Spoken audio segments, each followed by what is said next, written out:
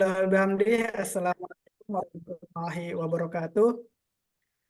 Selamat malam Bapak Ibu pembelajar IHC yang luar biasa. Om Swastiastu, Namo Buddhaya, salam kebajikan, salam.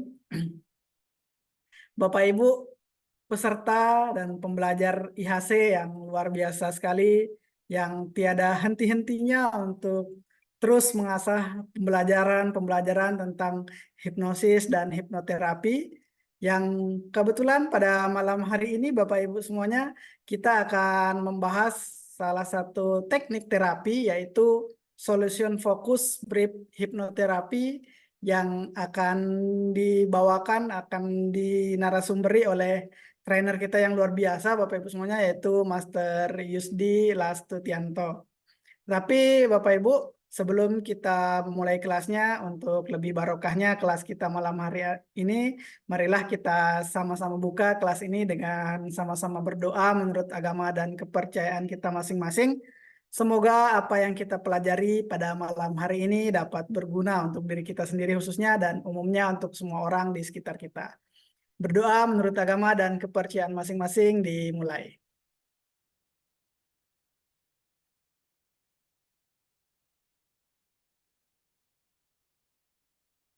Berdoa selesai. Baik, Bapak Ibu semuanya, tanpa berpanjang kalam, langsung saja kita sambut trainer IHC yang luar biasa sekali, yaitu Master Yusdi Lastutianto, CHT CI. Kepada beliau dipersilakan. Oke, baik. Terima kasih Mas Umam, Bapak dan Ibu, Mas Umam, sambutannya luar biasa gitu kan. Oke, Bapak dan Ibu, selamat malam. Assalamualaikum warahmatullahi wabarakatuh. Salam sejahtera, Om Swastiastu, Namo Buddhaya, salam kebajikan, salam sehat, salam hormat, salam pembelajar, salam eh, pertumbuhan gitu ya. Terima kasih. Malam ini izinkan saya berbagi, bercerita terkait salah satu pendekatan psikoterapi yang bisa jadi sebuah apa ya, modalitas baru gitu ya, tambahan baru oleh Bapak dan Ibu gitu. Dulu namanya adalah brief hipnoterapi, solusi ringkas. Jadi kelas ini saya buka terakhir di tahun 2023, tahun lalu, persis setahun. Jadi selama setahun saya kuliah, kebetulan saya sekarang lagi kuliah lagi S1, kerjasama antara IHC dengan Universitas Buana Perjuangan. Saya ambil jurusan psikologi, jadi mengulang kembali jadi mahasiswa. Nah, selama setahun itu rupanya jarang buka kelas online gitu ya, karena memang menikmati proses perkuliahan gitu ya. Nah, sebelum kita lanjut gitu ya, saya ingin berinteraksi kali ya, karena selama ini jarang berinteraksi gitu di Zoom. Terakhir kemarin saya bikin kelas NLP for hypnotherapist gitu ya, mirip-mirip. Nah, sekarang adalah solusi fokus brief terapinya. Jadi, Bapak Ibu mau tidak mau, suka tidak suka, ketika Bapak dan Ibu menenggelamkan atau masuk ke dalam dunia hipnoterapi, tetap itu bagian dari psikoterapi. Hanya modalitasnya adalah pikir, gitu ya. Nah, berarti kalau misalkan Bapak dan Ibu sekarang sudah nge-branding diri sebagai seorang psikoterapis dengan pendekatan hipnosis, ya mau tidak mau juga gitu kan. Berarti Bapak dan Ibu adalah seorang pembelajar. Kenapa seorang pembelajar? Karena diharapkan gitu ya, diharapkan bisa terus mengupdate, mengupgrade, uptime diri sendiri gitu kan terkait tema-tema olah pikir ya. Karena kan amanah ya kan, ilmu itu mendatangi tuannya. Nah, Bapak dan Ibu adalah si pemilik ilmu itu. Nah, sebelum kita berinteraksi dan saya masuk ke slide, ada beberapa pertanyaan dulu gitu ya. Bapak dan Ibu yang di chat aja ya, di chat gitu ya, biar karena kan banyak gitu ya. Pertanyaan adalah seperti ini. Bapak dan Ibu, siapa yang sudah melakukan praktek hipnoterapi, entah itu buat keluarga ataupun orang lain, silakan. Siapa yang sudah praktek lebih dari 10 kali, klik ya. Siapa yang praktek belum dari 10 kali, klik belum. Oh, belum bukan tidak ya. Oh iya, dan belum. Silakan. Ah iya, terima kasih Bu Lia. Berarti sudah praktek dari 10 kali. Monggo ya Pak Ilham. Ya, terima kasih. Wah, menarik ya. Wah, sudah lebih ya. Terima kasih Pak Arif. Baik, ada yang belum tidak apa-apa. Jadi mungkin mungkin salah satu apa kata-kata yang tertempel di kepala saya terkait IHC adalah belajar terus dan belajar terus. Jadi gini, hipnoterapi adalah evergreen Bapak Ibu, tema evergreen dan kesehatan mental. Jadi sekarang Bapak dan Ibu belajar, besok 10 tahun lagi akan tetap digunakan. Kayak sekarang saya belajar SFBT dulu namanya Brief Hypnotherapy itu tahun 2013. Sampai sekarang saya gunakan masih ngebantu lah. Efektif sih ya oke, membantu lah minimal. Jadi ketika Bapak dan Ibu mempelajari tema-tema olah pikir, ya tadi evergreen akan digunakan terus. Karena kita sepakat apa? Ya kita bisa bilang bisnis ya, bisnis yang akan terus-terusan digunakan ya salah satu kesehatan mental. Kesehatan, ada kesehatan yang sifatnya medikal, ada kesehatan sifatnya mental gitu ya.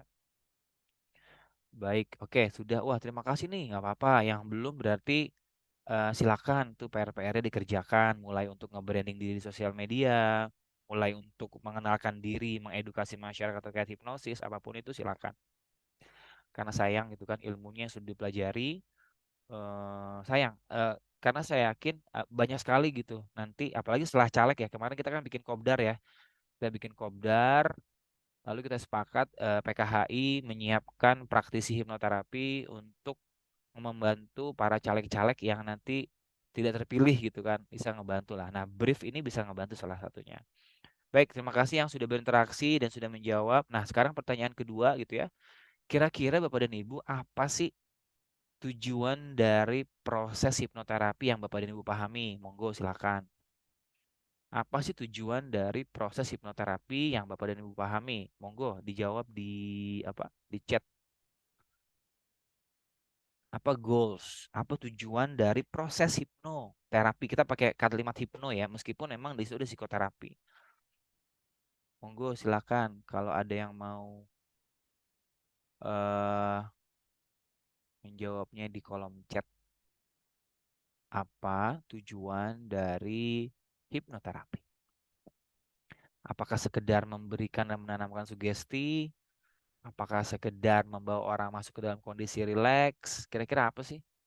Membantu masyarakat untuk sehat. Terima kasih. Ya, ada lagi. Kira-kira apa sih?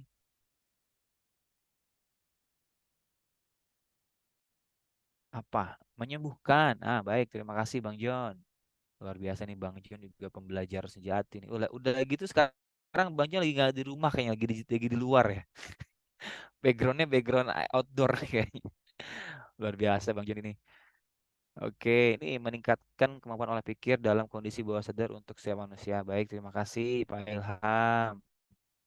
Memberikan manfaat bagi klien, magnet rezeki juga. Oke, baik ya. Oke, mencari akar masalah di memori pikiran bawah sadar, memberi makna baru dan sugesti positif. Baik, memperbaiki kualitas hidup. Wah, nanti kayak jawaban-jawabannya ya. Oke, memperbaiki kualitas hidup. Baik. Bapak dan Ibu, oke, pertanyaan ketiga ya. Kira-kira gitu kan.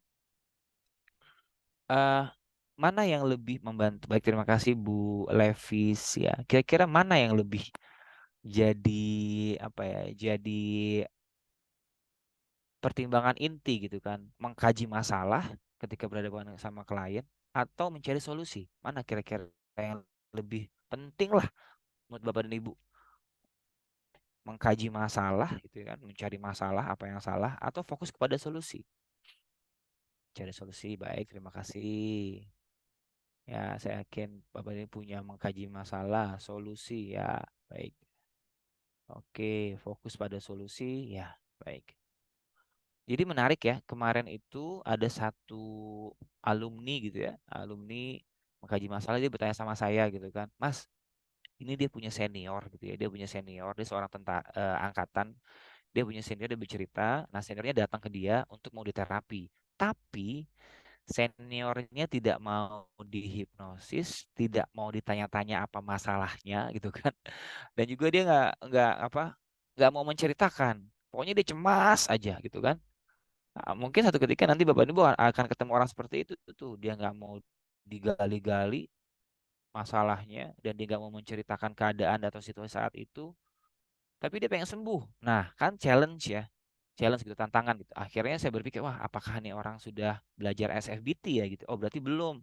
Dari situlah ada keinginan saya untuk membuka kembali kelas ini. Meskipun nanti Bapak dan Ibu kalau cari di dunia apa internet gitu ya, di Google apapun itu tinggal klik SFBT itu banyak gitu ya. Silakan nggak apa-apa. Nah, nanti di kelas 2 hari ini tanggal 6 dan tanggal 8 Februari kita akan ngobrol tuh. Ada beberapa tools yang bisa Bapak dan Ibu gunakan. Karena apa? Kalau kita menggunakan pendekatan hipnoterapi klasik, kan cenderungnya adalah menggunakan pendekatan theta gitu ya. Nah, di brief ini nanti cenderungnya ke beta gitu ya, dan alfa mungkin menarik. Oke, terima kasih yang sudah berinteraksi, mengkaji masalah apapun yang Bapak dan Ibu jawab, saya yakin itu benar karena kebutuhan klien akan berbeda-beda. Oke, saya akan masuk ke sini ya Mas Umam. Sudah keluar Bapak dan Ibu? Oke, Pak. Nah, malam ini kelas review tentang solution focus brief therapy gitu ya. Dulu ada namanya brief terapi, jadi kita fokus pada solusi. Bukan berarti kita nggak mau mengkaji masalah, bukan berarti kita nggak mau mencari akar masalah, bukan. Tapi lebih ke kelengkapan dan peningkatan kapasitas ibu sebagai seorang dan bapak sebagai psikoterapis. Orang nggak tahu kan bahwa hipnoterapi adalah bagian dari psikoterapis. Bahkan teman-teman di psikologi sudah mengakui bahwa hipnosis adalah salah satu pendekatan psikoterapi. Jadi kalau Bapak Ibu nanti cari buku gitu ya, cari buku apa? Cari buku The Essence of Psychology, dia udah input satu kata hipnosis. Nah, berarti sebagian dari teman-teman psikologi mengakui tentang konsep adanya hipnosis. Oke, izin kenalan dulu gitu ya. Ini dia solusi perubahan komitmen diri, sumber daya dan utilisasi pemanfaatan. Ini saya, nama saya Yusila Sutianto. Mungkin ada yang belum kenal, mungkin ada yang sudah kenal lama, atau mungkin juga ada yang pernah ikut kelas ini gitu. Kalau sekarang saya sedikit aktif berbagi konten di IHC, yaitu melalui YouTube. Dulu suka bikin tulisan, tapi ada pengalaman ternyata tulisan saya dirubah namanya tanpa ada saya gitu. Akhirnya oke, sebaiknya saya bikin konten yang short karena saya tahu teman-teman pembelajar di IHC ini orang-orang sibuk gitu ya, orang-orang sibuk dan mereka kalau melihat konten lebih dari 5 menit saja gitu kan itu udah jenuh gitu kan. Nah, lalu bagaimana caranya zaman ini orang tetap teredukasi tapi waktu cepat. Makanya ada shorts, makanya ada TikTok, ada segala macamnya lebih short. Ini saya Sila Setianto, ini beberapa eh, experience saya dalam dunia pemberdayaan diri pernah di NEO NLP, Creative NLP.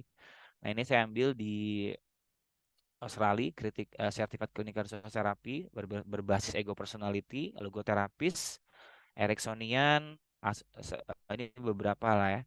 Manajer mutu, Bapak Ibu kalau nanti serius di BNSP akan ketemu dengan saya di organisasi DPP PKHI. Nah, ini berarti banyak sekali nih. Saya menikmati dalam dunia ini hipnosis gitu kan. Disclaimer gitu ya, saya suka sekali beberapa teman mengatakan seperti ini. Saya bukan orang yang pintar di hipnosis, bukan juga orang lebih dahulu, bukan. Saya yakin juga mungkin di sini ada bapak dan ibu yang sudah lebih lama mungkin mempelajari hipnosis gitu ya. Tapi semenjak 2013 gitu ya, saya mempelajari hipnosis sampai sekarang 2024, kurang lebih 11 tahun gitu ya, 10 tahun ya. Saya menikmati dunia ini, ketemu orang baru, ngebantu orang, termasuk juga ngebantu diri saya sendiri gitu ya. Sehari-hari saya sebagai pendidik, sebagai guru, trainer, hipnoterapis, dan di bawah ada nama SPT gitu ya. Jadi kelas brief hipnoterapi ini dibuka Januari tahun lalu. Jadi selama setahun itu dengan saya buka-buka lagi karena saya pikir orang sudah teredukasi. Oh, rupanya enggak juga. Karena di IHC itu setiap minggu Bapak dan Ibu itu ada pembelajar baru. Kebetulan saya ada di grup IHC dari Aceh sampai Papua. Di Bimbel pun ada dari Bimbel 1 sampai Bimbel 13 saat ini.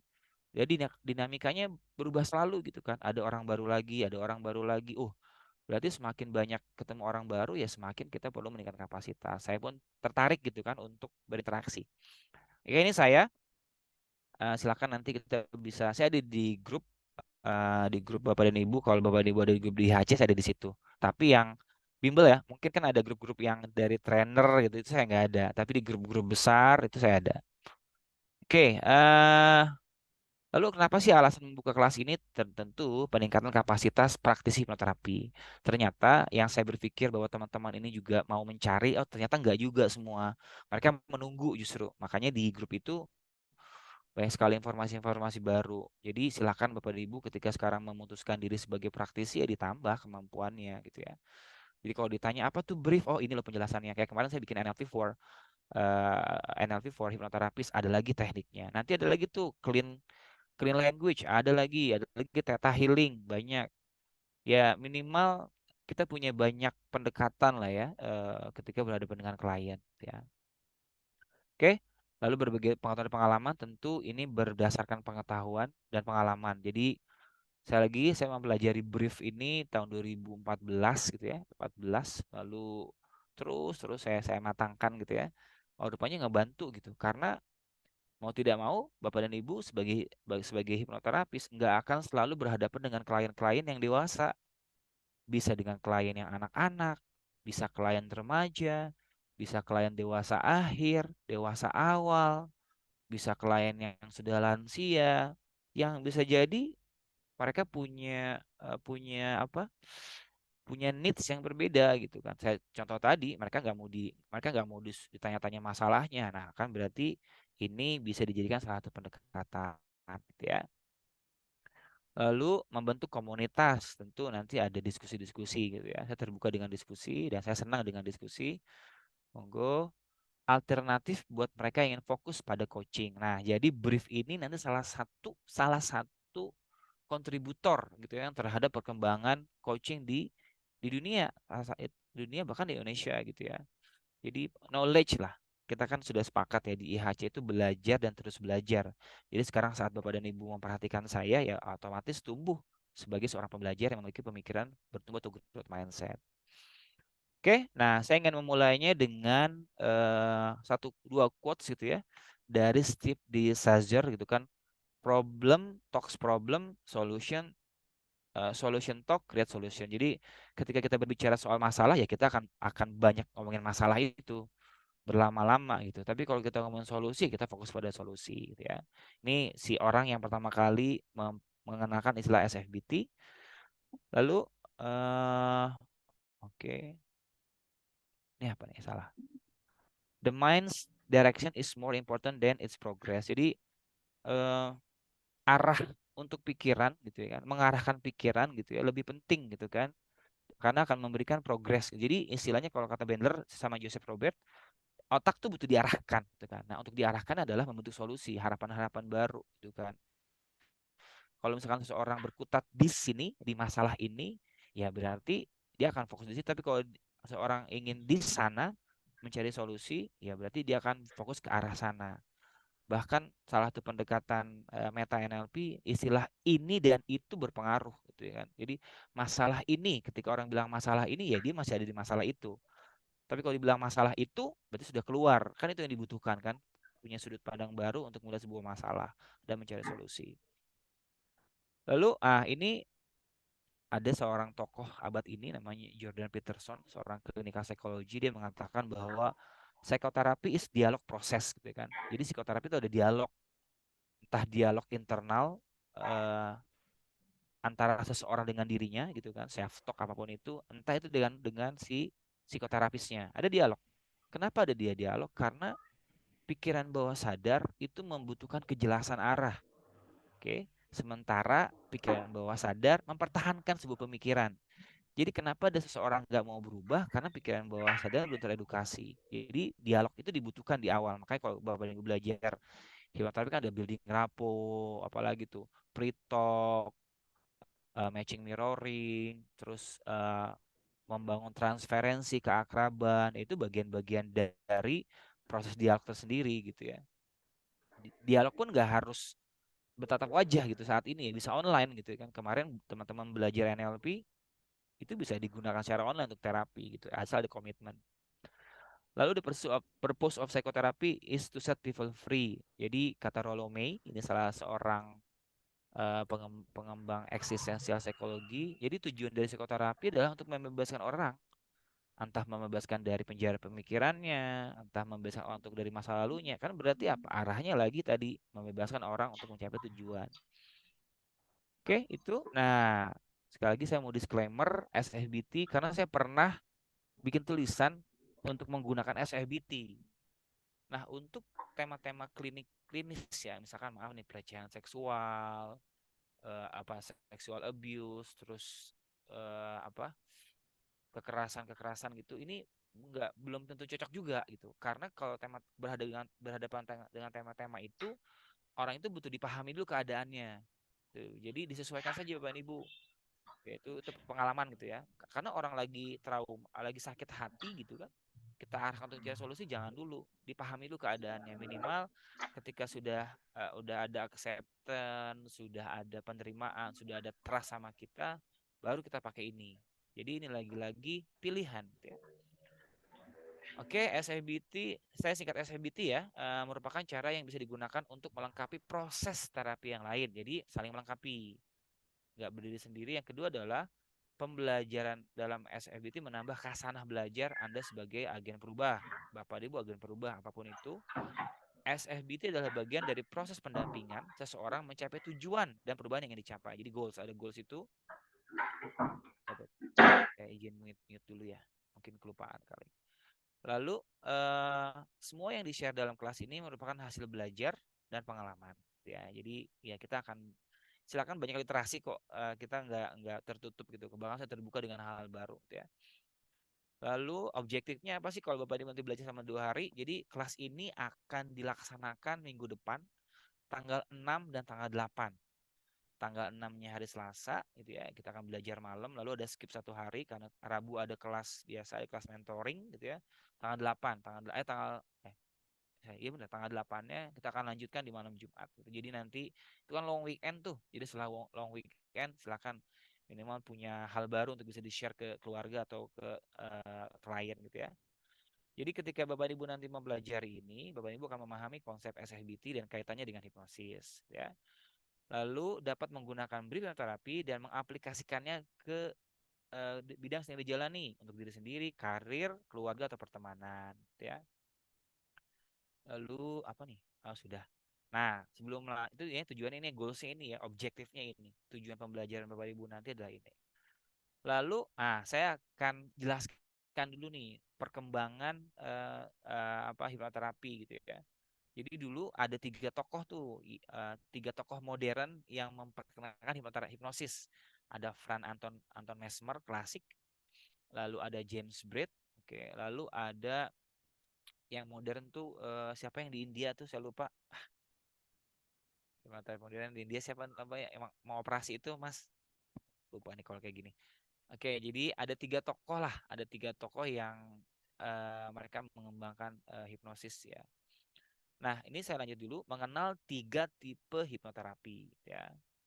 Ada tiga model, ada authoritarian, oke, ada namanya authoritarian hipnosis, otoritas, ada standardized hipnosis, ada permissive, oke, ada cooperative approach atau kooperatif. Nah, 3 hal ini ya, saya jelaskan satu nanti ya. Oke, yang pertama adalah tipe authoritarian, tipe otoriter lah bahasanya. Fokusnya adalah pemberian sugesti langsung. Jadi kalau Bapak dan Ibu sekarang sudah belajar kelas fundamental gitu kan, ataupun kelas advance gitu ya, ada tema-tema langsung kasih sugesti. Orang diajak dipandu masuk ke dalam kondisi deep trance, diberikan sugesti. Itu termasuk tipe otoriter. Jadi punya otoritas, makanya Bapak dan Ibu silakan nanti tambah terus tuh BNSP-nya kah, IACT-nya kah, monggo, jadi benar-benar punya otoritas. Yang kedua adalah ini aplikasinya stage hipnosis, clinical hipnosis, medical hipnosis, ini otoritas. Lalu tokoh-tokohnya tadi Mesmer, Frank Anton Mesmer, ada Bernheim, ada Sarko tuh dokter dulu tuh. Ini menarik nih, ada Bernheim tuh di tahun 1980-an lah. Master, Sama ada izin Freud. Nah, Master. 3 tokoh. Iya. Izin Master, suaranya kurang jelas. Mic-nya agak kejauhan. Halo, sudah? Halo? Sudah belum? Sudah. Oke, sorry ya, maaf ya. Jadi tokoh ini mempengaruhi dunia hipnosis, ada Mesmer jelas, Bernheim jelas, Sarko jelas, Freud jelas. Mesmer ya backgroundnya dokter gitu ya, Bernheim backgroundnya psikoterapis gitu ya, psikologi lah kalau bahasanya. Sarko dokter jelas, apalagi Freud. Nah, mereka menggunakan hipnosis, punya otoritas, sugesti langsung gitu ya. Jelas. eh Terus ya, kita bisa lihat tiga tokoh ini ya. Berarti hipnosis adalah tema yang evergreen. Mesmer tahun 1800-an gitu ya. Terus Burnham 1900-an. Sarko 1900-an. Kalau Sarko itu medical hypnosis. Ada Freud, jelas. Kita kan pakai Freud ya. Landasan kita menggunakan hipnosis adalah Freud. Karena kata Freud ada dunia di dalam pikiran seseorang yang tempatnya gudang memori, penyebab traumatik gitu. Jadi saya kasih penjelasan sedikit dulu sebelum ada Freud gitu ya. Sebelum ada Freud ada namanya Sarko. Sarko itu Charcot ya. Sarko ini adalah pengembang hipnosis. Dia seorang dokter, dia dikasih kesempatan untuk berpraktek di rumah sakit nama Salpatier itu ya di Prancis gitu ya. Nah, kata Sarko dulu tuh orang-orang traumati itu atau histeria, sekarang kita mengenalnya PTSD gitu ya, atau psikosomatis histeria itu hanya dialami oleh kaum perempuan. Jadi kaum perempuan tuh karena apa kandung apa namanya dia punya masalah di medis akhirnya mempengaruhi mental. Nah, zaman-zaman ini zamannya Sarko, orang-orang yang punya pengalaman psikomatis bukan karena pola pikir, tapi karena sakit secara fisik gitu ya.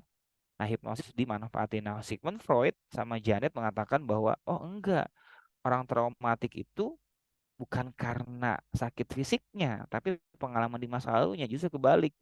Sempat bertentangan di antara Sarko dan Freud. Akhirnya Freud bertumbuh menggunakan hipnosis dulu awal-awal menggunakan hipnosis dia. Dan satu ketika dia mengatakan bahwa oh nggak bisa semua orang dihipnosis. Kata saya bilang tadi ada 4 hal dalam kajian psikologi kenapa orang nggak bisa dihipnosis. Ya, ini saya baru ketemu bukunya kemarin gitu kan. Terus akhirnya Freud lah sampai satu ketika Freud mengalami kegagalan dalam hipnosis tapi dibalik lagi gitu ya. Intinya seperti itu. Nah, ini adalah tipe otoritas. Oke, lalu oke, sumber dayanya juru hipnotis sebagai sentral, pengaruh dan placebo. Jadi si hipnotis itu tokoh banget, dia berpengaruh banget gitu kan. Bahkan pendekatan ini pernah berada dalam zaman kegelapan gitu. Maksudnya apa? Hipnotis dengan sugesti langsung. Kenapa? Ketika orang disugesti langsung ada relapse, ada kambuh, itu kan ada placebo.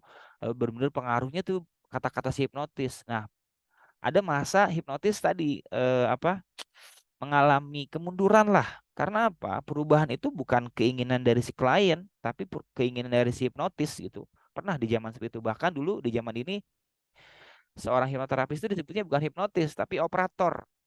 Operator yang menjembatani untuk masuk ke dalam pikiran bawah sadar seseorang, ke trance, lalu dikasih sugesti. Pernah di masa itu.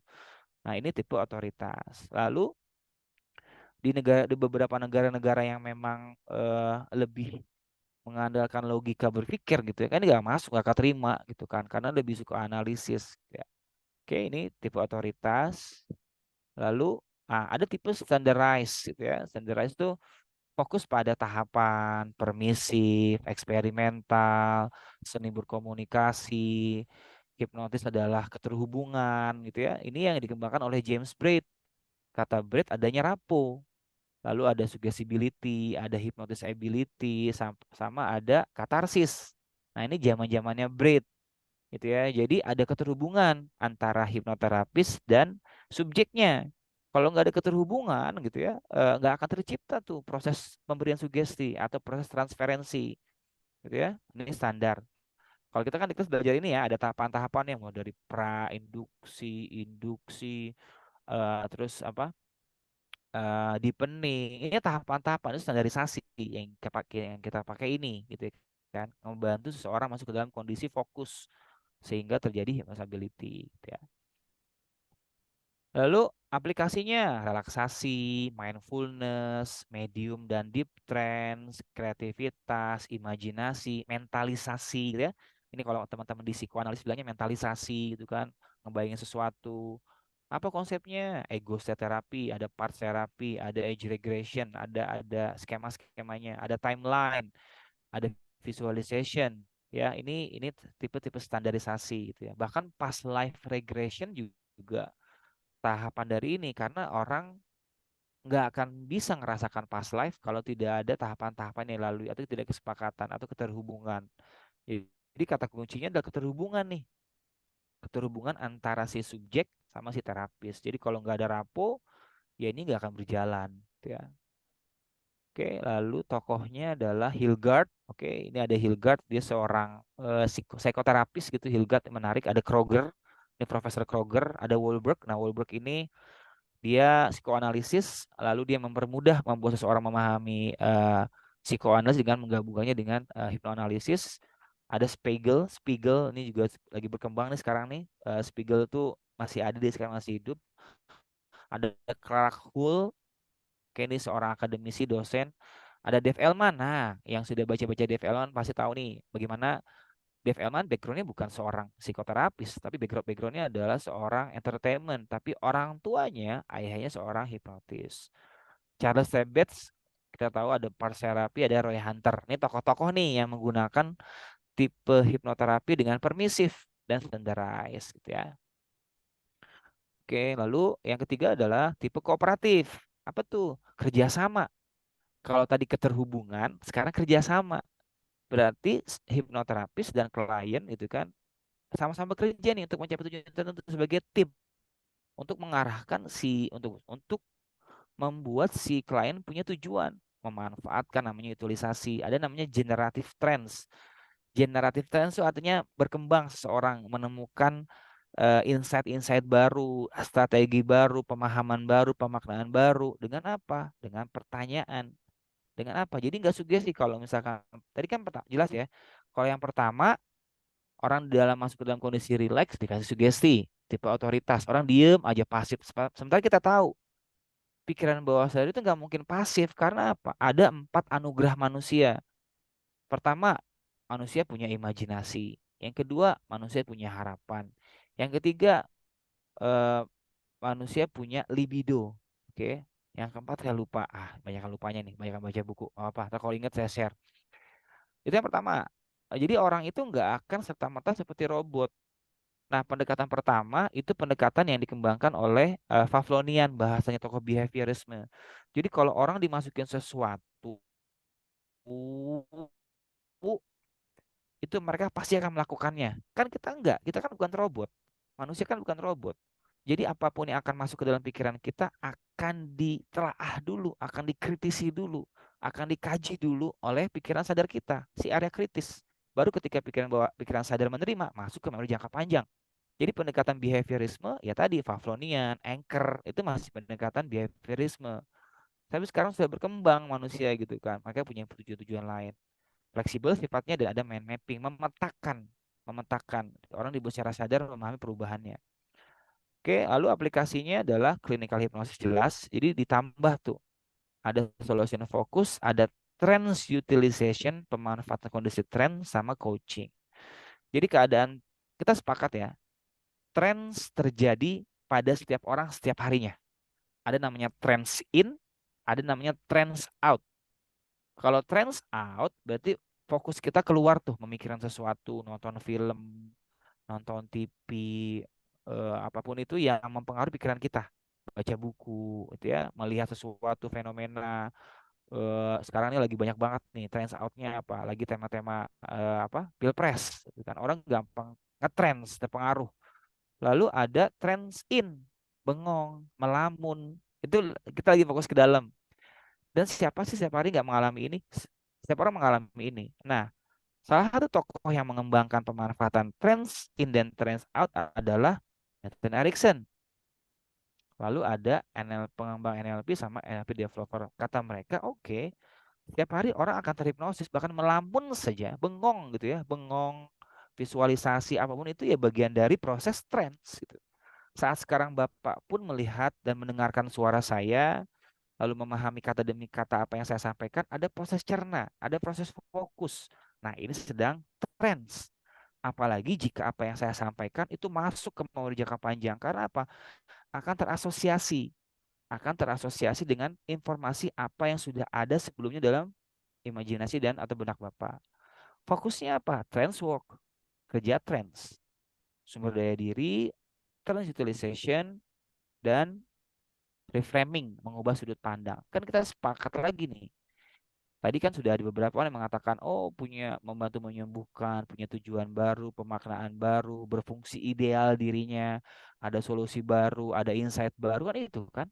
Karena kan kalau Bapak Ibu sudah belajar L2, orang itu datang ke seorang hipnoterapis untuk dihipnosis bukan untuk merubah masa lalu, bukan. Merubah masa depan. Kan berarti fokus ke solusi.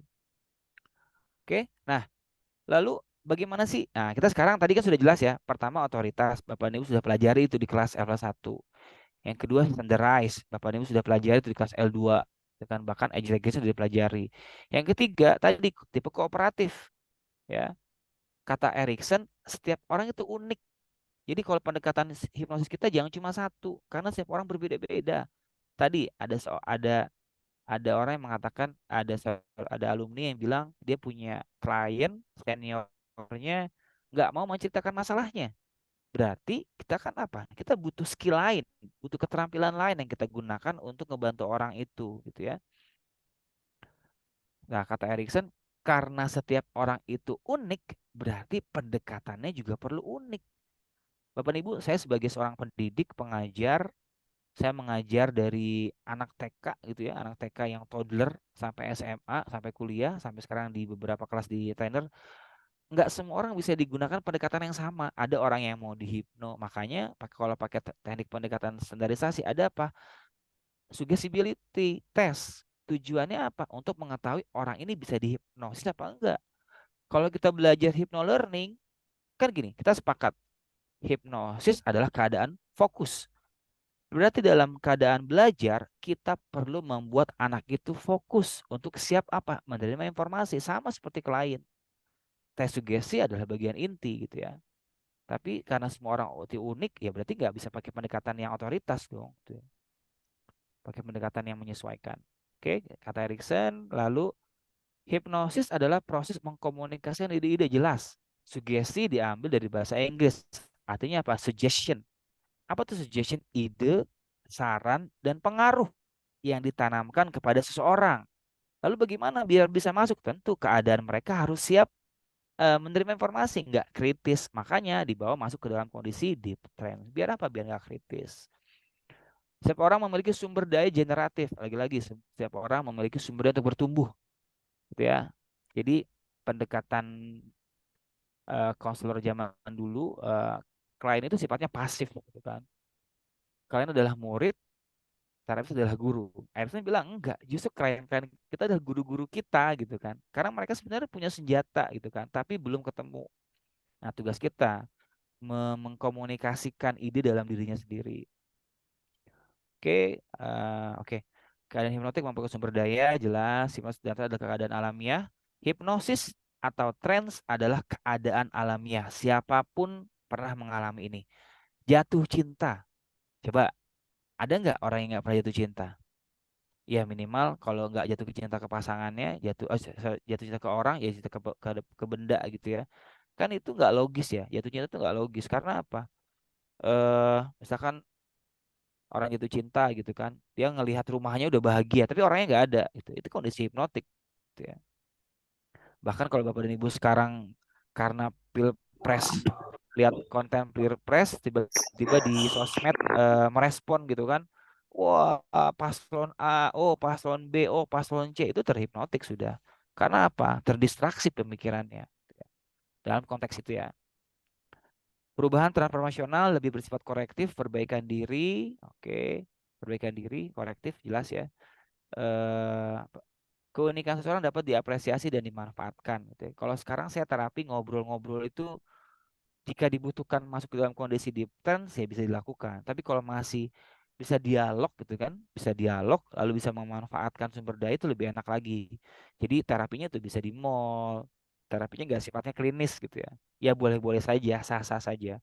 Kalau Bapak dan Ibu nanti sudah benar-benar terjun, udah harus siap tuh menghadapi orang lewat telepon cuma nanya-nanya doang gitu ya. Harus ada siap gitu ya. Berarti brief bisa dipakai ya, agar tidak kecewa karena klien yang nggak jadi gitu ya. Pikiran bawah sadar dapat beroperasi secara otonom dan generatif. Itu jelas gitu ya. Artinya pikiran bawah sadar itu kan pengalaman-pengalaman kita gitu ya. Kalau dia distimulus bisa terasosiasi dengan sebuah kata-kata afirmatif untuk menyembuhkan diri gitu kan. Kan gini, kata Erikson, keberhasilan dari hipnoterapi itu adalah ketika seseorang ya melakukan apa yang selama ini dalam pikirannya mau dilakukan. Contoh, ada orang mau berhenti merokok. Dia udah tahu nih apa tuh berhenti merokok, bagaimana cara itu terbayang. Tapi dia butuh ego support. Nah, hipnoterapi tadi memberikan supportive ego, namanya ego strengthening, penguatan ego. Sesuatu yang ingin dicapai tapi dia butuh dukungan. Sementara karakter pribadinya memang tipe-tipe yang suportif. Kan gini, sepakat ya. Ada orang yang memang butuh disupport, ada orang yang bisa mandiri. Ya, jadi saya kalau ketemu klien itu ada ketiga kategori. Kategori pertama itu klien yang sifatnya pengunjung, itu datang ke kita cuma mau cerita aja, mau dengar masalahnya saja. Yang kedua ada karakter pengeluh, ya menyalahkan orang lain, dia tahu jawabannya. Yang ketiga adalah memang coping skillnya rendah, pelanggan. Nah, kita kan berhadapan dengan tema-tema ini. Lalu bagaimana kalau kita ketemu dengan klien yang memang coping skillnya rendah, tiba-tiba pelanggan dikasih tahu A nggak bisa, A ya perlu apa ya tadi perlu teknik jangkar, ya tetap digunakan itu, bukan berdiri sendiri. Oke, lalu asumsi pemanfaatan SFBT saya percepat ya Bapak Ibu biar tidak ditanya jawab. Klien punya kekuatan dan sumber daya, terapis dan klien berhubungan, perubahan dapat terjadi setiap saat gitu ya. Bahkan ngobrol-ngobrol doang tanpa ada sesi hipnoterapi orang bisa berubah gitu ya. Kecil, perubahan kecil bisa berdampak besar. Makanya kalau pakai teknik scaling, berapa scaling 9, tiba-tiba dia 1 nggak apa-apa. Sorry, misalkan di scaling di awal dia 9, tiba-tiba kita kasih intervensi jadi berubah jadi 8. Nah, itu juga perubahan walaupun cuma satu angka. Karena satu itu adalah tadi ada insight baru. Perubahan dapat terjadi cepat dan kapan saja, fokus pada masa depan. Oke, ini yang kedua. Kejelasan tujuan yang ingin dicapai itu jelas, fokus, SFBT seperti itu. Dia pengen seperti apa sih? Pokoknya seperti apa sih? Jangan-jangan selama ini karena nggak berhasil, bentuk terapi yang kita berikan lebih mengarah keinginan saya. Oh, kamu harus seperti ini. Kalau misalkan zaman dulu si hipnoterapis masih bisa bilang seperti ini. Kamu harusnya seperti ini. Aku tuh begini dulu. Mereka tuh begini bisa. Sekarang nggak bisa. Karena orang sudah membandingkan, udah komparasi. Ya, aku kan bukan dia. Coba gimana? Berarti si klien perlu diarahkan untuk membuat sebuah tujuan yang ingin dijelas dan ingin dicapai. Apalagi ini pembuatan solusi bisa menjadi bagian dari perubahan. Oke, karena fokus pada klien, bukan pada masalah. Resistensi bisa jadi belum terjadinya hubungan terapeutik, rapo itu. Jadi zamannya James Braid, jadi gini, ada tokoh pengembang eh, mesmerism gitu ya, namanya La Fontaine. Ini saya sedikit ceritakan sejarahnya James Braid ya.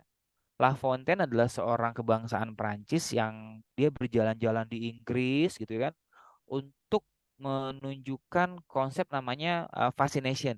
Jadi orang bengong, kaku gitu ya, kaku. Kalau kita sekarang bilangnya katalepsi jadi kaku, digini-giniin sama si La Fontaine gitu ya. Lalu ketika dia bengong masuk ke dalam kondisi trance deep kaku. Terus dia diapa-apain.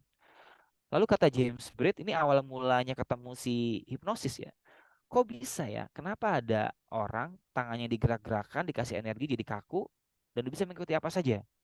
Itu belum ada istilah hipnosis ya, masih namanya fascination atau mesmerism. Lalu ditantanglah si La Fontaine sama si James Bond, silakan. Saya coba dipengaruhi seperti itu, seperti si asistennya gitu kan. Oh, ternyata nggak bisa. Dan dia tunjuk beberapa orang nggak bisa. Jadi kata si James Braid, oh ternyata keberhasilan dari mesmerism ini adalah adanya rapo, keterhubungan. Karena La Fontaine hanya berhasil melakukan kepada asistennya. Sama seperti Mesmer. Mesmer hanya bisa melakukan mesmerism kepada orang yang sudah tahu siapa si Mesmer itu. Sudah mendengar cerita tentang Mesmer. Jadi sudah ada imajinasi itu. Nah, Mesmer tinggal ego strengthening. Jadi keterhubungan rapo adalah inti dari proses terapeutik. Lalu ada Sigmund Freud. Freud menggunakan istilah apa? Transferensi. Apa tuh transferensi kepercayaan seseorang kepada psikoterapisnya? Kalau sekarang istilahnya mirror neuron, kesamaan. Nah, tiga elemen ini gimana pun adalah bagian dari proses terapeutik itu. Tadi keakraban, Kalau nggak akrab ya resistensi. Makanya kalau di kelas S1 gitu ya, ada orang nggak mau disuruh tangan lengket lengket lengket lengket kaku kaku kaku nggak bisa. Ya tadi belum akrab, belum ada keterhubungan. Ya nggak bisa suruh kaku gitu ya. Makanya seorang hipnoterapis perlu fleksibel, nggak bisa kaku. Karena sekarang bukan lagi pendekatan yang otoriter, tapi kooperatif. Mengetahui penyebab masalah nggak terlalu penting. Oke, itu kalau dalam sesi SFBT ya, agar proses terapi bisa lebih efektif. Karena tadi ada masanya orang nggak mau cerita masalahnya, dia pengen sembuh aja. Menarik tuh. Oke, skemanya tujuan membantu klien untuk mengatasi kesulitan untuk menemukan cara mengatasi dan masalah hidup, keyakinan, klien memiliki keterampilan, menyadari bahwa mereka punya keterampilan, gitu ya, saya percepat. Lalu memotivasi klien ini jelas, apa yang dilakukan sama terapis, apalagi nih. Nah, kata kunci pendekatan SIBT gitu ya. Jadi gini, ada kalau Bapak dan Ibu sekarang belajar L2, L1 itu namanya pengkondisian atau dikondisikan dulu orang untuk siap. Makanya ada tahap. Dik, Oh ya, maaf Pak, di mute Pak, kaget saya. Oke, jadi ada dua kondisi trends. Jadi kalau yang sekarang Bapak dan Ibu pelajari di H1L2 tadi ada pengkondisian, ada tahapan, ada terstruktur, klien siap, stage hipnosis, magnetism itu ada tadi, ada pengkondisian. Lalu kalau kooperatif natural, fleksibel, bisa duduk gitu ya, bisa ngobrol. Jadi kalau Bapak dan Ibu pernah ada satu murid Milton Erickson namanya Jeffrey Zeck gitu ya. Jeffrey Zeck itu di ruang terapinya Milton Erickson nggak kayak Freud ya. Kalau Sigmund Freud ada kursi yang membuat si klien itu tidur gitu ya. Begini gitu ada. Saya lupa namanya gitu ya. Ada sofa lah istilahnya. Kalau pendekatannya Freud, jadi orang masuk ke dalam kondisi rileks. Sementara kalau Milton Erickson nggak ada kursi lazy chair. Orang duduk aja ngobrol. Jadi kalian disuruh cerita, suruh melihat titik satu titik, lalu dikasih sugesti. Jadi memang benar alamiah si Erickson ini. Lalu fokus pada solusi. Nah, pendekatannya SFBT menggunakan hipnoterapi ya terutama ya. Kalau SFBT-nya psikologi nanti beda lagi tuh. Orang ya dialog proses aja. Tapi kalau pendekatannya hipnoterapi ya orang masuk ke dalam kondisi trance dulu, perlu ada trance. Bisa masuk ke dalam medium turu ayah trance. ini. Ya, sebentar Kang Hari. Kang Hari ya. Oke, lalu jadi kita sepakat yang alamiah, contohnya penguatan ego, manajemen emosi, self esteem, kecemasan. Jadi beberapa yang bisa kita gunakan gitu ya, kecanduan gitu ya, hubungan bermasalah, stres gitu ya. Tapi tetap perlu ditambah dengan pendekatan lain, depresi. Lagi-lagi ini saya kasih catatan, ada sesuatu yang memang bisa berdiri sendiri dengan SFBT, ada juga yang memang dihubungkan dengan pemahaman Bapak Ibu dalam sesi hipnoterapi. Oke, ini apa lagi? Nah, mengapa jadi brief? Tadi kan SIBT ya, Solution Focus Brief Therapy, SIBT, dialog proses. Lalu kenapa jadi brief gitu kan? Pertama, eh, menggunakan keadaan alamiah hipnotik ya, ringkas karena menggunakan pendekatan positif psikologi, berorientasi kepada sesuatu yang ingin diubah, solutif. Kalau zaman dulu ya, orang berfokus pada masalah. Kalau pendekatan psikologi, yaitu apa yang ingin dicapai gitu ya. Ya ini orang-orangnya tadi saya sebutkan Virginia Satir, Erikson gitu pakai brief terapi. Oke, ini tadi saya gunakan Steve DeSazer sama Erikson. Jadi dua hal ini yang menjadikan formula namanya brief hipnoterapi. Jadi ada keadaan hipnotiknya. Nah, ini yang akan kita pelajari di tanggal 6 dan tanggal 8 gitu ya, arah brief terapi, kunci brief terapi, tipe pertanyaan.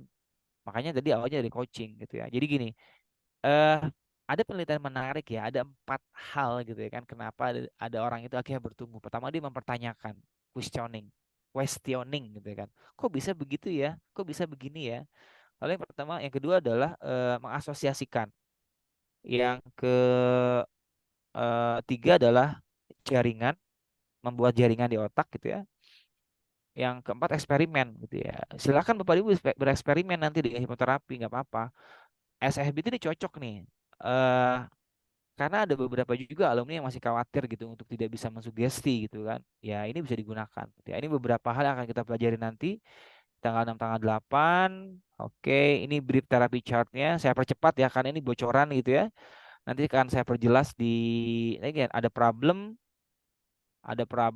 tujuan, solusi. Lalu ada agreement, reedukasi, mission statement dan usaha, ada proses counselingnya, ada ranking masalah, Cartesian question, scaling, normalizing. Ini ya, ini beberapa hal yang nanti menjadi satu kajian baku. Oke, oke, ini. Nah, ini Bapak dan Ibu, tadi gambaran umum di kelas Solution Focus Brief Therapy yang akan diselenggarakan, maaf ini tanggal 6 dan tanggal 8 Februari 2024, kelasnya online 2 hari. Ini adalah kurang lebih angkatan ke berapa Mas dari zaman pandemi, kalau ingat ya. Di pandemi dulu awal-awal masih baru-baru gitu ya. Nanti ada bonusnya tuh, ada bonus SFBT flashcardnya. Jadi Bapak Ibu nanti bisa bawa kemana-mana itu. Tapi lagi-lagi e-copy ya, apa e-copy, soft copy maaf. Ini apa lagi nih? Itu silakan monggo. Jika ada pertanyaan terkait kelas yang akan diselenggarakan, oh, yang akan diselenggarakan tanggal 6 dan 8 atau terkait penjelasan saya tadi, ya nggak apa-apa tentang solution focus brief therapy. Monggo. Halo? Silakan Bapak Ibu, bagi yang ingin menanyakan terkait tentang brief hipnoterapi yang sudah dijelaskan sama Master Yusdi tadi, silakan untuk di raise hand ataupun bisa via chat bertanyanya Bapak Ibu semuanya. Hmm. Pak John raise hand. Silakan Pak John di Bang John, silakan Bang John. Selamat, selamat malam, Master. Maaf Ya Bang nggak John gimana? open video karena baterainya hampir habis. Ya nggak apa-apa.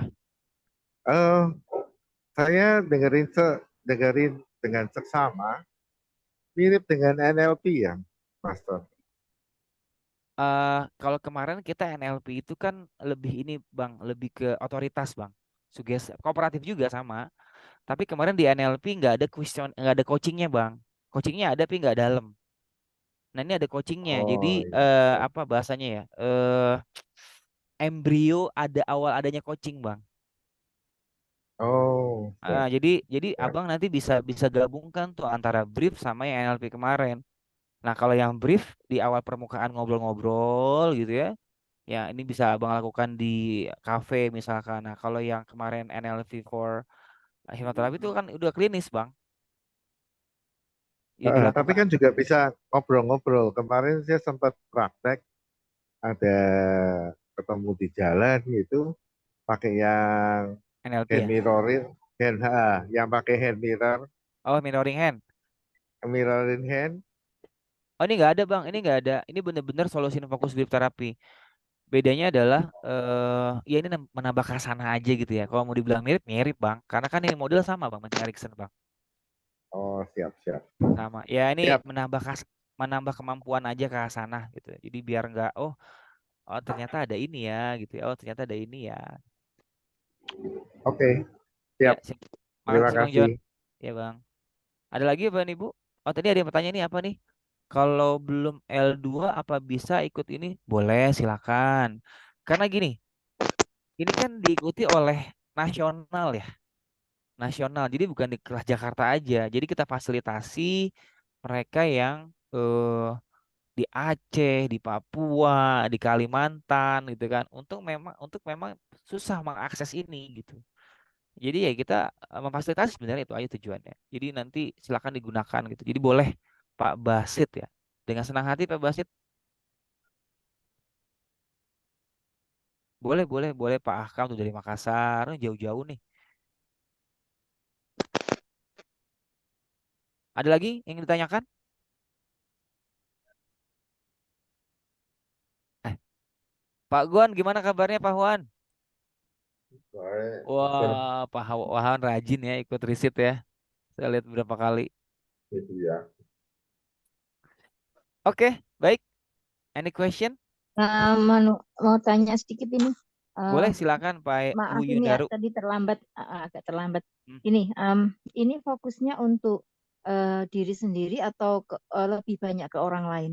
Maksudnya eh, manfaatnya, maksudnya manfaat itu lebih banyak ke diri sendiri atau ke orang lain? Eh, Ya ini jawab pertanyaan yang luar biasa. Terima kasih Bu pertanyaannya. Jadi bisa dimanfaatkan buat diri sendiri Bu. Jadi kan karena bersolusi Bu. Bisa boleh. Nanti ada beberapa pertanyaan-pertanyaan yang diarahkan untuk diri sendiri. Jadi kalau pertanyaannya manfaatnya kemana ya bisa buat diri sendiri, juga bisa buat orang lain gitu. Gitu Bu Yun.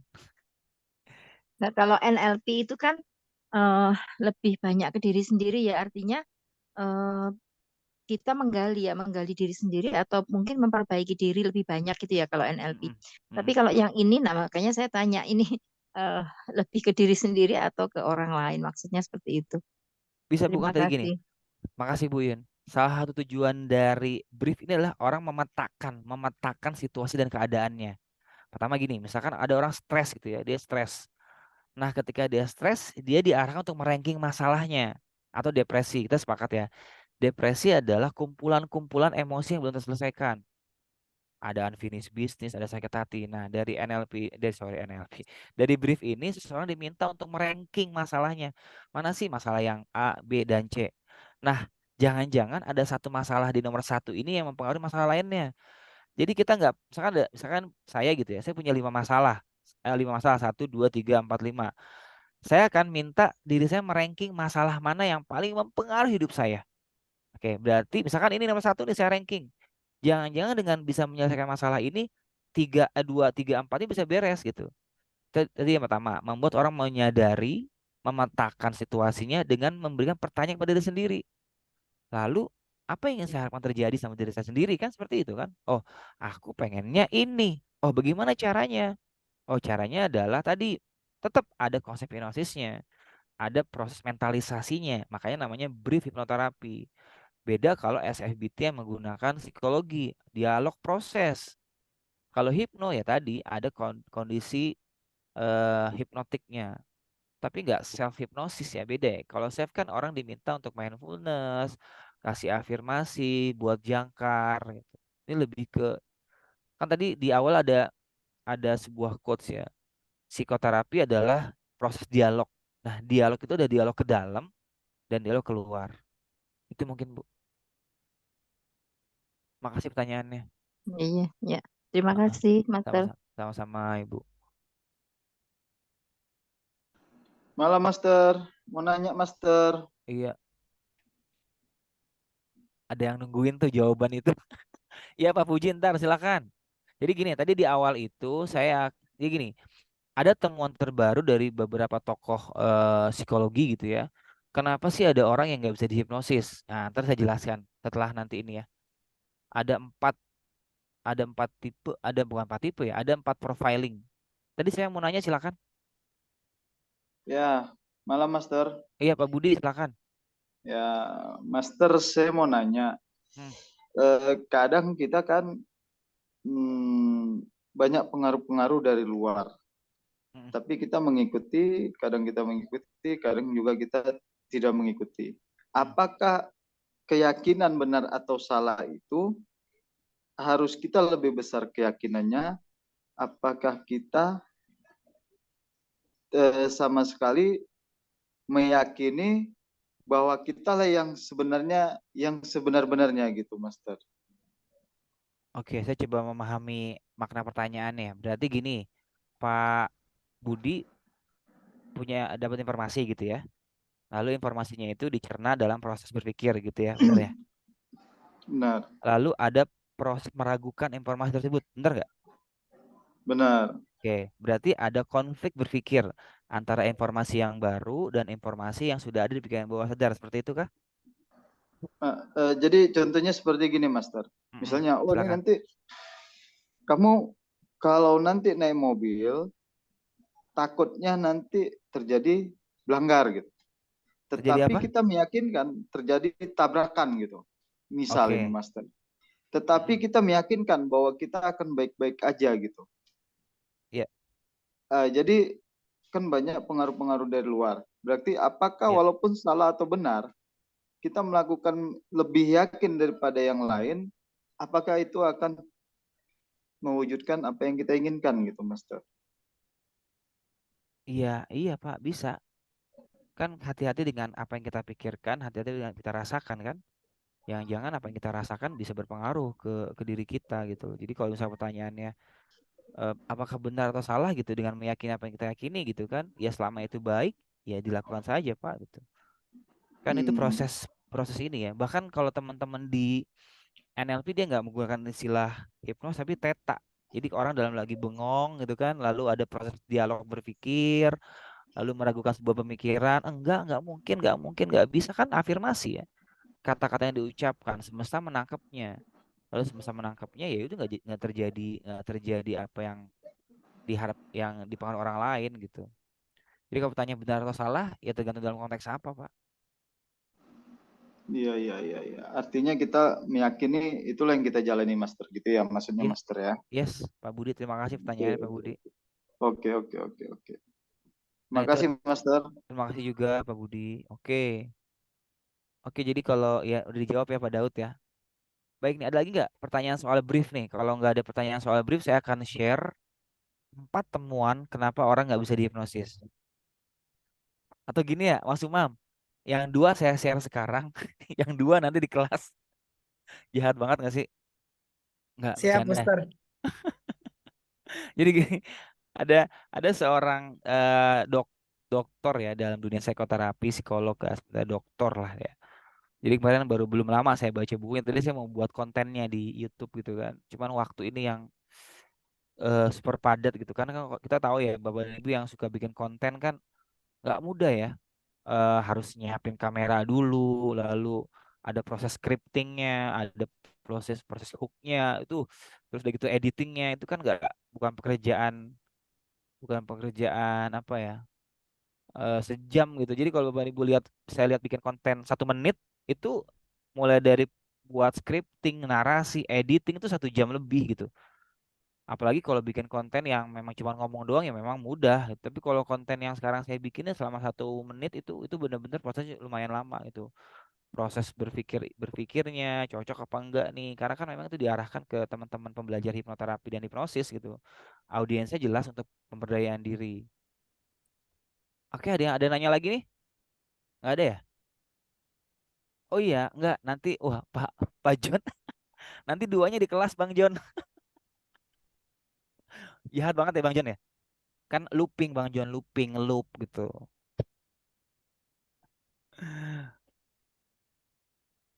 Oh, boleh kata Mas Umam. Oke. Oke. Ada pertanyaan? Nggak ada ya? Oke, ada 4. Tadi kan, tadi saya ulang lagi ya. Pengalaman saya, kenapa ada orang nggak bisa dihipnotis ada beberapa hal. Ada sekitar 7. Yang pertama adalah sorry, ada sekitar 8 lah, 4 yang saya temukan di buku itu ya dari penelitian seorang profesor tadi, 4 pengalaman. Yang pertama adalah needs kebutuhan.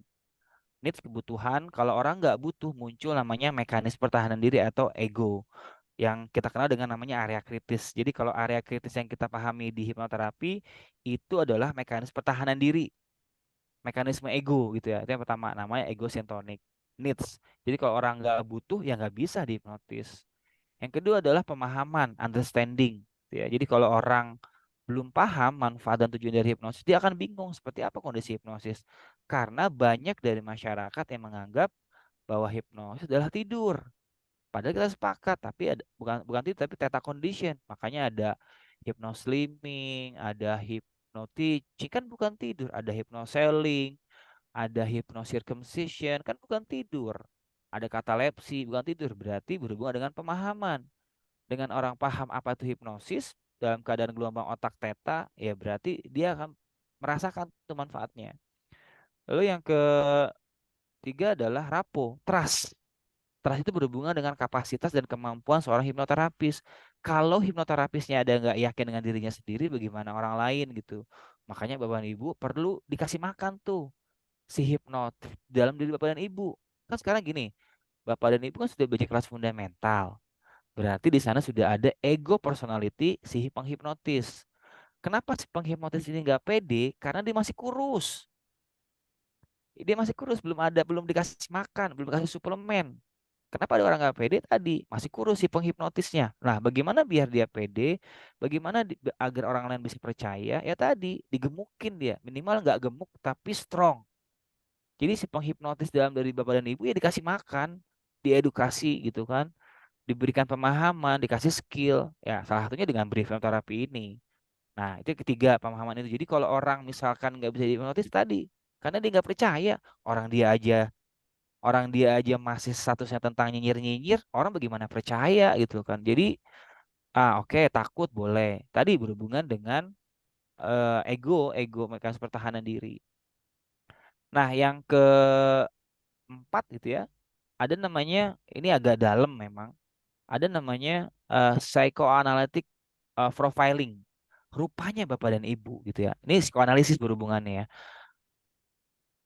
Kalau Bapak dan Ibu pernah belajar namanya teori attachment, keterhubungan antara ayah dan anak, ibu dan anak, itu enak banget.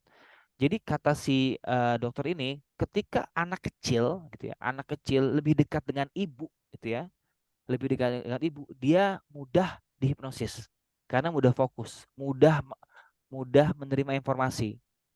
Itu dilihat juga tuh bagaimana kedekatan dia dengan ibu, bagaimana kedekatan dia dengan bapak, bagaimana kedekatan dengan orang tuanya mempengaruhi. Sekarang ada orang yang punya trust issue. Biasanya tema-tema trust issue adalah waktu kecilnya dia mengalami namanya abandonment, pengabaian. Waktu dia kecil diabaikan sama orang tuanya, oke. Sehingga dia nggak mudah trust sama orang lain. Trust issue. Ini namanya psychoanalysis profiling.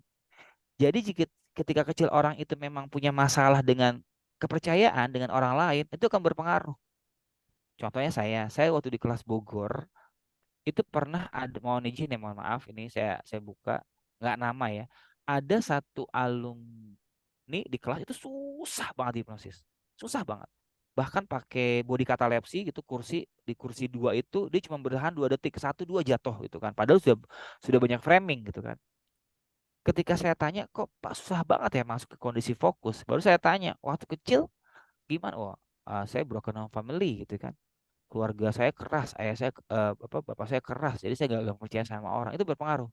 Jadi yang ketiga, keempat, kenapa ada orang susah sekali? Karena tadi punya experience, kedekatan, kelekatan dengan orang-orang di sekitarnya. Jadi kalau orang punya trust issue sama orang itu susah banget. Jadi kalau Bapak dan Ibu menghipnotis orang ini tadi butuh banyak percakapan-percakapan, dialog agar dia percaya. Karena apa? Kan dia butuh harapan. Itu yang pertama. Yang keempat, psychoanalysis profiling. Silakan nanti baca-baca tentang teori attachment. Lalu yang tadi 45 adalah personality profiling. Kalau Bapak dan Ibu pernah belajar dominan, lalu influence, steadiness itu berpengaruh. Lalu, sorry, bukan person, tapi psikopatologi ya berhubungan sama kepribadian. Jadi orang yang ADHD, lalu bipolar, lalu schizoid, apapun itu berpengaruh. Ya, justru orang yang kepribadiannya stabil itu bisa mudah diarahkan untuk masuk ke dalam kondisi hipnosis. Jadi tadi patologinya, patologi profiling. Yang ketiga itu culture, bukan ketiga nih, keenam. Culture, budaya. Buat kita sepakat ya, negara-negara maju ya, kayak Jerman, Rusia, dia nggak kenal tuh tema-tema begini-begini mesmerism gitu, nggak kenal. Ya, jadi dia lebih kenalnya mindfulness, kan itu negara-negara maju berpikir gitu ya. Di sana coba cek Rusia ada, makanya kalau misalkan teman-teman masih main begini gitu kan, energian, kalau ketemu orang-orang itu gak kena gitu. Gitu ya. Yang ke-7 terakhir, kita ketemu di kelas brief terapi. Bang John nggak apa-apa ya, saya skip satu, saya jelaskan. Jadi ada 7 hal kenapa orang nggak bisa dihipnosis. Yang pertama adalah needs, oke, kebutuhan. Karena kalau dia nggak butuh, mekanisme pertahanan dirinya bisa muncul. Yang kedua adalah understanding, pemahaman tentang hipnosis itu apa. Yang ketiga adalah trust, rapport building gitu ya. Yang keempat adalah psikoanalisa atau kita bisa bilang inner child, Bang. Gimana ide inner childnya dulu gitu ya. Lalu yang kelima adalah psikopatologinya, kepribadiannya, oke. Yang keenam adalah culture-nya. Yang satu lagi nanti kita bahas di kelas brief. Oke, itu mungkin. Terima kasih Bapak dan Ibu. Orang mati bisa nggak dihipnotis? Aduh, pertanyaannya luar biasa. Iya, ini berhubungan dengan pemahaman gitu. Satu lagi. Iya, nanti Bu Meli kalau ketemu di Bandung ya. Baik, Mas Umam, kayaknya udah deh. Nanti kita ketemu di kelas brief ya atau di kelas-kelas lainnya kalau kita bertatap wajah. Emang sengaja Bu Meli di looping gitu, digantung gitu kan, digantung. Boleh dong sekali-sekali gitu. Atau nanti kalau saya sempat saya buat kontennya nggak perlu nunggu tanggal 6 dan 8. Tapi lebih baik kalau kita ketemu di tanggal 6 dan 8 gitu. Oke, ada lagi? Terima kasih Bang John. Terima kasih Master. Terima kasih. Kok Pak Leonard kemana aja Terima nih? kasih, Long time Master. no see. Terima kasih Pak Wan. Terima kasih Master. Selamat malam. Selamat malam Mas Umam. Terima kasih ya Bapak Ibu. Sampai ketemu di tanggal 6 dan 8. Bagi yang berminat silakan langsung hubungi admin IHC. Mohon maaf malam ini jika ada kata-kata saya yang kurang pas. Kita sama-sama belajar gitu ya. Sekian dari saya. Wassalamualaikum warahmatullahi wabarakatuh. Bye-bye. Waalaikumsalam warahmatullahi Udah tutup Mas Umam. wabarakatuh. Kalian kemana Mas Umam? Terima kasih Master Yusdi yang luar biasa. Baik Bapak Ibu semuanya, dari berakhirnya pemaparan materi dan juga tanya jawab dari Master Yusdi, maka berakhir pula kelas review brief hipnoterapi pada Terima malam hari kasih, ini. Master. Yang tentunya Bang Bapak Ibu Yul, orang semuanya, Aceh. untuk kelasnya akan diadakan pada tanggal 6 dan 8 Februari 2024, yaitu di hari Selasa dan Kamis, Bapak Ibu semuanya.